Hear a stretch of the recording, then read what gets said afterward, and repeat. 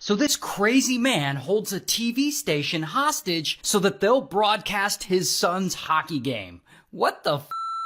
So the guy's name is Roy, and Roy's around 59 years old, living in Canada with his family, and Roy loves hockey. He's way into it. In fact, he loves it so much that over the years, he had always pushed his sons into playing it. He probably hoped that at least one of them will grow up and one day make a career of it and turn pro. Well, one day comes. In 1969, Roy's dreams come true. Because his adult son, this guy, who they call Spinner gets drafted into the NHL to play for the Toronto Maple Leafs. So now he's a professional hockey player.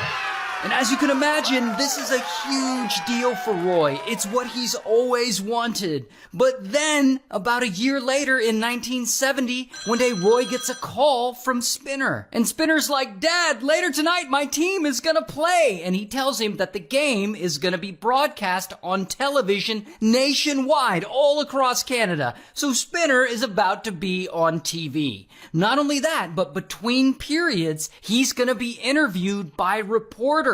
And this is such an honor and a big deal for him. He's going to be interviewed on TV. And remember, this is 1970, and there are like 3 television channels total. So being on TV is like the pinnacle of being famous. And so, of course, Roy is ecstatic. I mean, his son, the professional hockey player, is going to be playing on TV. Plus, they're going to interview him. It doesn't get much cooler than that. And so immediately, Roy hits up his friends and family, and he's like, "Spinner's gonna be on TV tonight, eh?" And he invites all of them to come over later and watch the game because, he wants to show off his son. He even goes out and buys a new antenna to make sure that he can pick up the signal from the closest TV station. Can't risk getting a bad signal and missing the game. And so a few hours later, everyone shows up to Roy's house. They're ready to see Spinner on TV. And of course, Roy is there, and they're all chatting and pouring drinks, and everyone's having a great time. And Roy, he's kind of known to be a drinker, so pretty quickly he gets really wasted. But whatever, because soon enough, boom, it's game time. And the whole party sits down around the TV, and Roy turns it on. However, when Roy flips to the channel, something isn't right. Welcome to Hockey Night in Canada. He doesn't see Spinner, or even Spinner's team. Instead, he sees a different hockey game between 2 other teams. The network had decided to broadcast a totally different game. And Roy is pissed. I mean, how embarrassing for him. He invited all these people over just for them to not be able to see the game. Not only that, remember, it's 1970. There's no DVR. He can't film this on his iPhone. He can't see clips of it later on TikTok. If Roy doesn't watch his son's game live, it's gone. He'll probably never see it again. And this is when his drunk ass just snaps. How dare they do this to him? He's been with it his whole life. He worked hard to push his son into hockey, and now he can't see him on TV? Oh, hell no.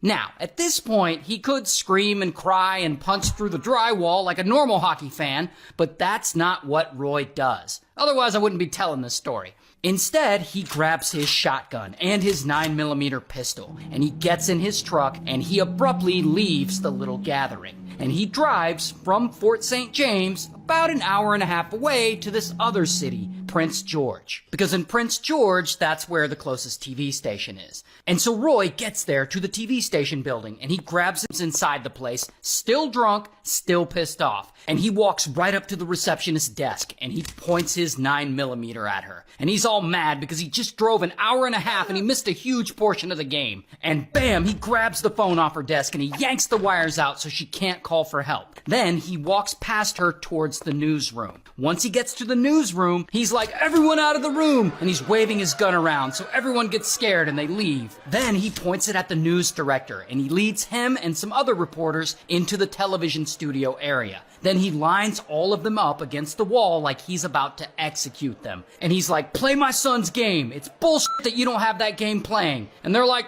"What game?"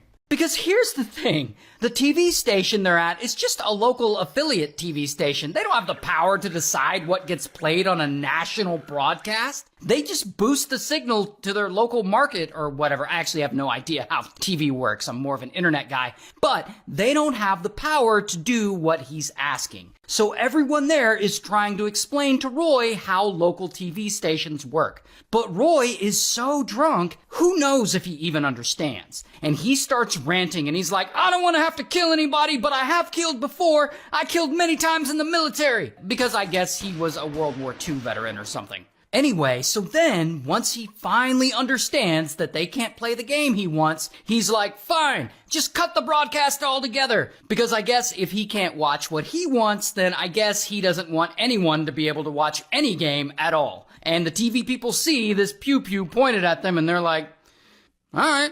And they cut off all broadcasts. So then everyone at home who's watching that channel, suddenly, boom, their TVs go dark. And I'm sure they're all like, what happened to the game? What's all this about? And after this, I guess Roy is satisfied with what he's done. He punished the people working at the station so he can watch anything. Then he decides, alright, I'm gonna leave. And so now the whole incident is over and it was a crazy night, but luckily no one actually got hurt.